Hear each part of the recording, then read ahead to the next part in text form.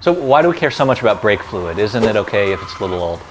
No, and the reason is brake fluid is hygroscopic, which means it loves water. Every time brake fluid meets a water molecule, it gives it a big hug and it sucks it right into the fluid. And wet brake fluid is bad because brakes get really, really hot. It's easy to hit 600, 700, 800 degrees at a track day with stock brakes. And when you have fluid that hot, the boiling point of water is 212 degrees Fahrenheit. So that water will boil and turn into steam, and steam is compressible, unlike brake fluid. That means that when you're pushing on the brake pedal, you're just compressing steam instead of actually making the brake pads move. So how do you figure out if your brake fluid is still good or not? The answer is probably that it's bad if you've picked up a used car. That just kind of comes with the territory, and we will find any excuse possible to change our brake fluid. But there are a few ways to tell if your fluid is ready to be changed, especially if it's a car you're tracking regularly or one you've owned for a long time.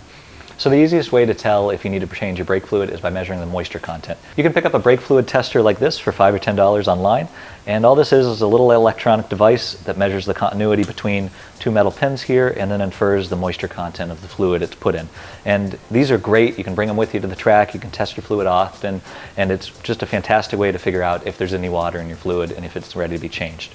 But one thing to know is that modern cars actually have very well sealed systems. It's not the 60s anymore. A modern car won't actually absorb that much fluid into its brakes just with normal use in a normal environment. But there is another way to tell the age of the fluid, and it's this device called Brake Strip by Phoenix Systems. This is a Ford branded one. A lot of dealers will use these. And what this actually measures is with a little test strip that almost looks like something you'd measure pool chlorine with. You can actually measure the dissolved copper content of the fluid. Now, that's one good proxy to figure out the age of the fluid because there's copper in brake systems. It dissolves into the fluid over time, and by figuring out how much is in there, you can infer the age of the fluid. So we like to use both. This one does a better job of telling us how old the fluid is, and this one does a better job of telling us the condition of the fluid. And basically, if a fluid fails either test, we will change it as quickly as possible, especially before we go on track. So we said we change the brake fluid every single time we pick up a used car. What do we change it with? We'll start with what you shouldn't use, the big cheap bottle of fluid from your local parts store. Now this isn't bad for a street car, and that's why we have a bottle of it, but it's bad for a few reasons. First of all, I've never seen somebody that actually has a brand new unopened one of these in the garage. Every single one in my garage at least has been open for 3 years now. So you can't use this in a track car. You really shouldn't even use this in a street car, and I should throw this away. The other main reason you shouldn't use this in a track car is the boiling point. So reading the label, the dry boiling point of this fluid is 480 degrees Fahrenheit, and the wet boiling point is 311 degrees Fahrenheit.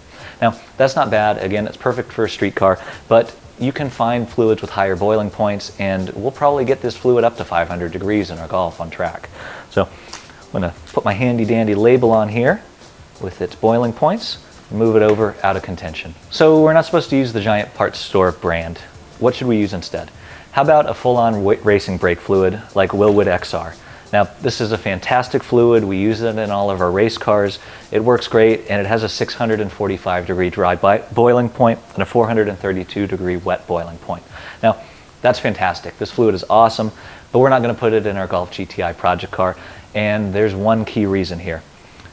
Off-highway use only, not DOT approved.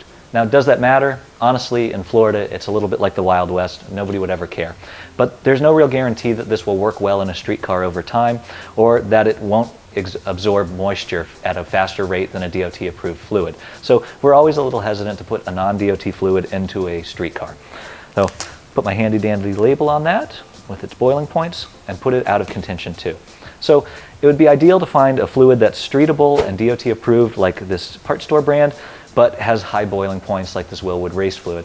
And we think it's this Wilwood 600 Plus racing brake fluid that is DOT approved, so it won't void any warranties, it won't absorb moisture at a very accelerated rate.